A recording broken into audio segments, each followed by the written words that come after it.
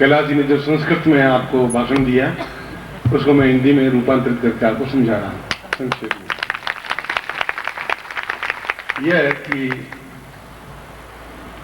साधना में कोई पुरुष या स्त्री नहीं होता, प्रत्येक साधक होता है। इसलिए अप्सरा दीक्षा मुझे, मैं जब घर में बैठा था तो मध्य प्रदेश से एक टीम, काफी लोग आए, चंडीगढ़ से अभी भारती और बाकी लोग आए। उन लोगों ने कहा क्या स्त्रियां भी अप्सरा दीक्षा ले सकती हैं? तो स्त्रियां शब्द जैसा कुछ संसार में है ही नहीं चीज, हमने बनाया है। मनु के बाद में ये चीज बनी, स्त्री और पुरुष। इस पुरुष में, स्त्री में, खून में, हाड़ में, मांस में, नाड़ियों में, त्वचा में कोई अंतर नहीं है। स्त्रियां भी,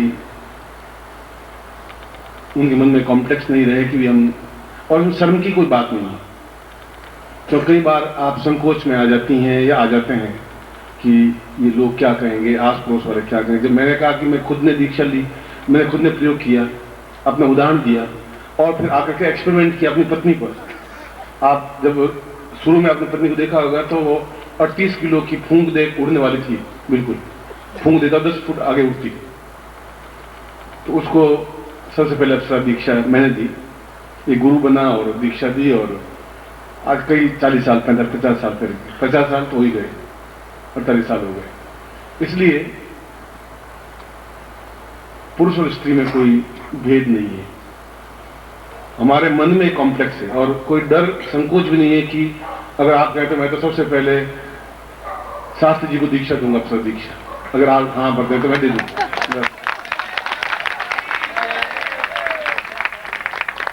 क्योंकि आखिर जिंदगी बेचारा ने बिता दी बिना अप्सरा के। अब तो कुछ मुझे इतनी सेवा करते हो गई, कुछ तो मुझे देना चाहिए।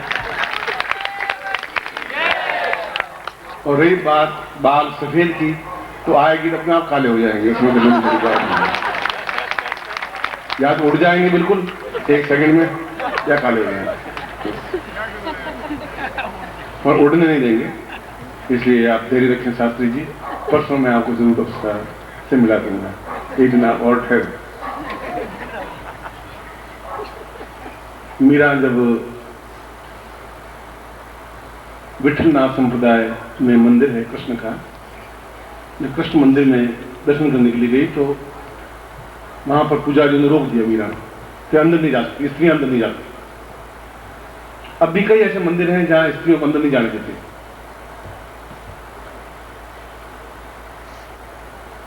उन्होंने रोक दिया रामानुज संप्रदाय, रामानुज ने कि तुम स्त्री अंदर। उसने धक्का देकर पुजारी को अंदर चली गई।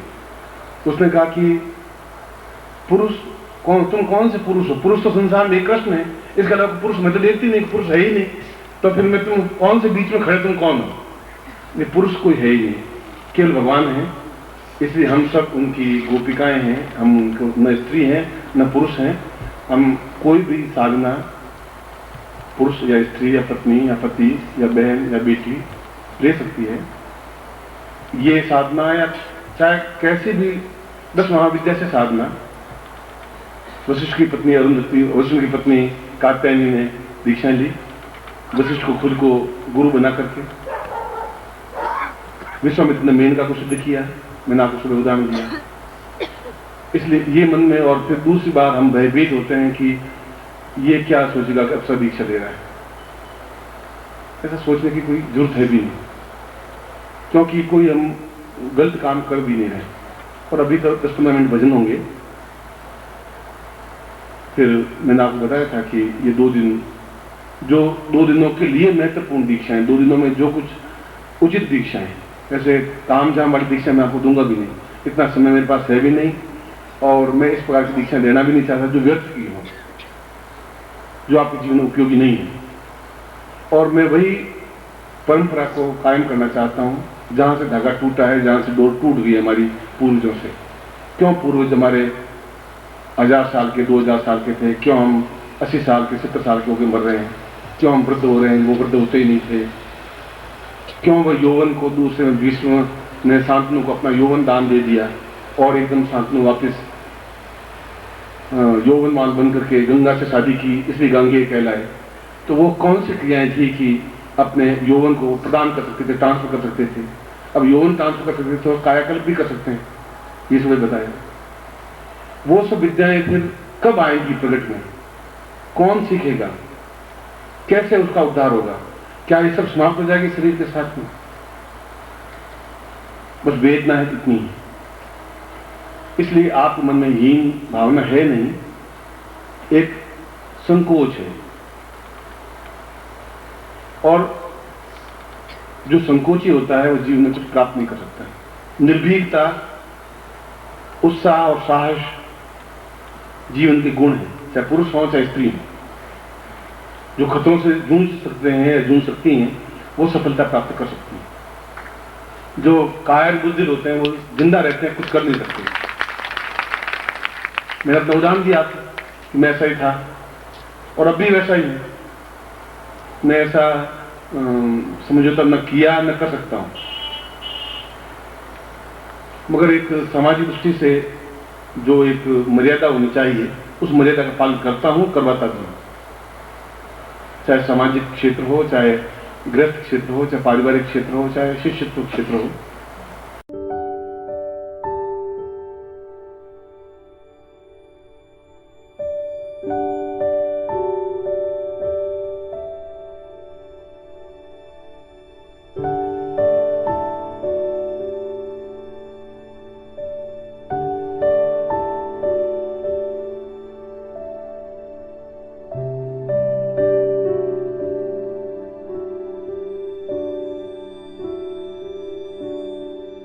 इसलिए आपके मन में आज के बाद में कोई भय या शर्म, झिझक, संकोच जैसे क्षण नहीं होने चाहिए। निर्लज आप हैं नहीं, गलत काम आप कर नहीं रहे हैं, ये नहीं। यदि कोई शत्रु से आंख मिला रहे हैं तो कोई आप गलत काम नहीं कर रहे हैं। वो एक थप्पड़ मारे तो आप 4 थप्पड़ मारे तो शायद मुझे ज्यादा ही प्रसन्नता प्राप्त होगी। गांधी जी की तरह मतलब एक गाल और आगे करने का फायदा नहीं होगा। बुद्धम शरणम कहने से ये देश डूब गया हमारा। देश में ताकत रही नहीं, वीर नहीं रहे, कायर बुज़दिल पैदा हुए बाद में। हम भगवान के भरोसे छोड़ के अपने आप को बिल्कुल बेकार हो गए। और मैं जब देखता हूं तो मन में बड़ा क्षोभ और हर प्रवचन में 1-2 लाइनें मेरे से आती हैं। ऐसा मन में दुख होता है कि आप गला पकड़ के मार मार कर अधमरा करते।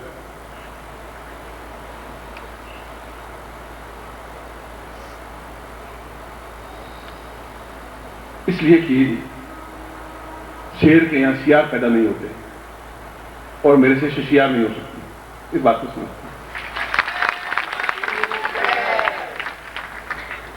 जीवन में जो कुछ करें धड़ल्ले के साथ करें, बुरा करें तब धड़ल्ले के साथ करें। अगर वेश्या ले जाएं तो खुलेआम जाएं, फिर घबराए नहीं। जाएं, नाच देखने जाएंगे, जो कुछ करना है कर लीजिए, मैं जा रहा हूं। मेरी आंख में शर्म नहीं है, गंदगी नहीं है, पत्नी के प्रति बेवफाई नहीं है, ये जरूरी है। मगर फिर आप संकोच बन के मत जाइए। पहले तो जाना उचित है ही नहीं। मैं आपको मर्यादा हीन तक नहीं सिखा रहा हूं। जाएं तो फिर रात को 11 बजे जाने की जरूरत नहीं है। फिर आपको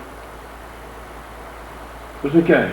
मैं खुद मुजरा देखने चला गया एक बार, गया, मैं देख तो लें क्या नाचती, कैसे नाचती, हम भी देख लें, हम भी सीख लें, उसमें क्या बुराई?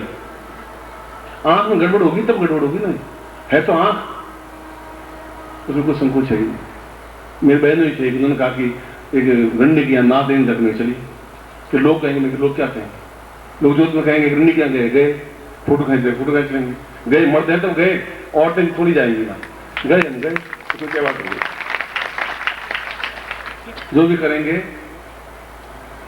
शास्त्रोचित मर्यादा अनुकूल करेंगे, मगर भय युक्त नहीं करेंगे। ऐसा नहीं करेंगे, कायर बुज़दिल बन करके नहीं करेंगे। इस अवसर साधना मैंने कहा कल रात को मैंने खुद ने की थी, मैंने आपको बताया, मुझे इसमें कुछ संकोच था ही नहीं।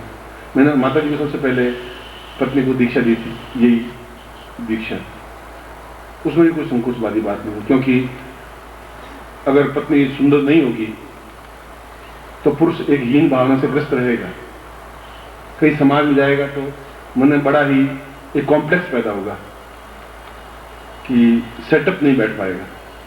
शंकर जैक्सन आपने नाम सुना होगा फिल्म वालों का, उन्होंने वो शंकर थे, एक भाई शंकर था, एक जैक्सन था, तो वहां पर 2 घंटों के लिए पत्नी मिलती है, 3 घंटों के लिए बंबई मिलती है। बंबई में बहुत रहा, बंबई वालों को मालूम नहीं है, पर मुझे टेलीफोन नंबर मालूम है कि एक वाइफ चाहिए 2 घंटे के लिए, तो वो कंपनी है, एजेंसी आपको 2 घंटे के लिए भेज देती है।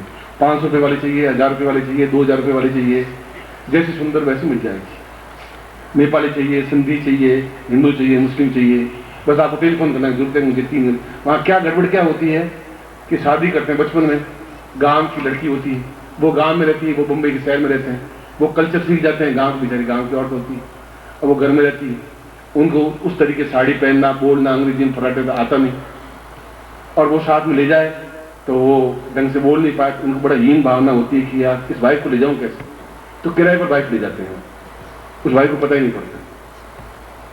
तो उसने एक एजेंसी को टेलीफोन किया कि मुझे वाइफ चाहिए 2 घंटे के लिए। तो मैंने कहा तो 2000 रुपये लगेंगे, कैसे चाहिए? उसने कहा कि 2000 रुपये घंटे वाली। उसने बहुत सुंदर एक स्त्री, जैसे यहाँ चौकीदार की एजेंसियाँ होती हैं, जो चौकीदार देते हैं या अंगरक्षक वाले देते हैं, ऐसी मुंबई में एजेंसी, ये बात बता रहा हूँ 20 साल पहले भेज दी। उस मीटिंग में जहाँ सोशल फंक्शन था वहाँ गए। अब उन पत्नी कभी वो ले जाते नहीं कहीं बाहर, तब कंफर्म भी नहीं कि ये पत्नी है भी नहीं, वो बिल्कुल मॉडर्न एकदम, या बैग लटकाए हुआ घूमती हुई चली साथ में लोगों के साथ। Wife is so beautiful, yes it's my wife. बातचीत हुई, फंक्शन खत्म हो गया। उसके महीने भर बाद एक सोशल सामाजिक फंक्शन था, जिनके भाई फ्रेंड सब इकट्ठे हुए। अब उसमें वाइफ को ले जाना, अब वो किराए वाली वाइफ चल नहीं सकती कि वो तो सब भाई बंधु सब इकट्ठे हुए। अब वहां पर अपनी पत्नी को लेके गया, पत्नी काली सी और बिल्कुल अंग्रेजी जिसको आवे नहीं बेचारी को, वो चोटी घूमती हुई पूरी लंबी ले गया। वहां पर किसी एक ने उस जो वाइफ की किराए वाली वो लेके आया, वो दूसरा कुछ 2 घंटे के लिए 2 घंटे लेके आया। वो दोनों शंकर की दोनों आंख मिली, उसने कहा कि 500 रुपये में ऐसी मिलेगी जो तुम लाया है ना, ये 500 रुपये ऐसी 2000 वाली नहीं मिल सकती है तुम्हारे, ये 500 वाली है, देख लेना। तो ऐसी वाइफ क्या काम की हमारे 500 रुपये वाली क्या काम? उसी को आप 2000 वाली 2 लाख वाली बना दीजिए, बैठा हूं मैं करने के तैयार हूं, और आप मेरी सेवा का उपयोग नहीं करेंगे। इसलिए मैंने कहा सबसे पहले वाइफ को दीक्षा दें। अनेक शास्त्रों में कहा गया है, भार्या रूपवती शत्रु, सुंदर पत्नी अपने आप शत्रु होती है, हरदम तनाव रहता है, सारी बिगड़ गई तो मुश्किल हो जाएगी, पड़ोसी ने आता कहा तो मुश्किल, इधर इधर देखा तो, इसलिए भार्या रूपवती शत्रु।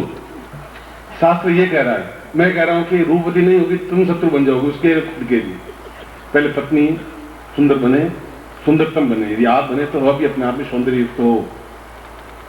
और हमारे जितने देवी देवता हैं, एक भी आपको कोई असुंदर लगते हो तो आप बता दीजिए, चाहे पार्वती हो, चाहे लक्ष्मी हो, चाहे ब्रह्माणी हो, चाहे जो भी हो, चाहे शिव हो, चाहे विष्णु हो, सभी अपने आप में लाल सुर्ख गाल वाले चेहरे, एकदम सुंदर चिकने यौवनवान। उनके ऐसे सुंदर की संतान हम पिचके हुए गाल वाले रुखे मरे हुए बैठे हैं, तो हमको मुझे आएगी कि नहीं आएगी आपको देख करके, और अफसर आके करेगी भी क्या आपके पास में, क्या करेगी? वो देख करके वापस मुड़ जाएगी, सारा गुरुजी ने भेजी भी तो इसके साथ भेजी है क्या, इसमें दम नहीं है।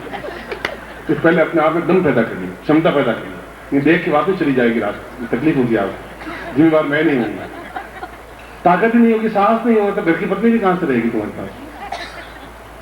इसीलिए पुरुष तो संसार में एक ब्रह्म है, नारायण है, कृष्ण है, बाकी तो सब हम स्त्रीयोचित हैं, क्योंकि हमें एक संकोच, एक लज्जा है, एक झिझक है, ये गुण है नारी के। पुरुष के ये गुण नहीं, पुरुष में पौरुष है, ताकत, जो करना है खुलेआम करना है, करना है सामाजिक दृष्टि से उचित, करना है पारिवारिक दृष्टि से उचित, करना है हमारे मन के अनुकूल, और करना है मौज मस्ती के साथ में। इसलिए आपके मन में किसी प्रकार की पति या पत्नी या स्त्री या पुरुष का भेद उस दृष्टि से, सात्विक दृष्टि से या साधना दृष्टि से नहीं रहना चाहिए। एक गृहस्थ की दृष्टि से आप पति पत्नी हैं, मगर एक समय ऐसा भी आता है, मुझे अभी कहाँ 5-7 साल पहले उन्होंने कहा कि आप सन्यासी की बात कर रहे हैं तो आपके पास पत्नी बैठी है। उनका पत्नी थी, आज 27 साल से वह मेरी बहन थी, पत्नी, पुत्र पैदा किए मैंने, मगर आज 27 साल हो गए, उसके बाद मेरी बहन है, बेटी है, हम साथ रहते हैं।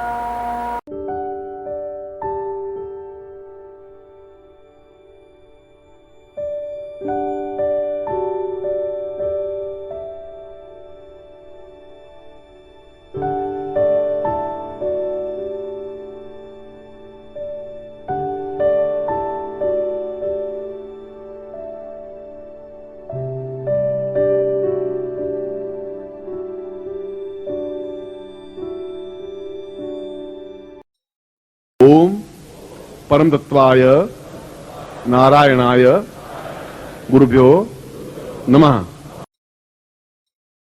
ओम ह्रीं मम प्राण देह रोम प्रतिरोम चैतन्य जाग्रय ह्रीं ओम नमः।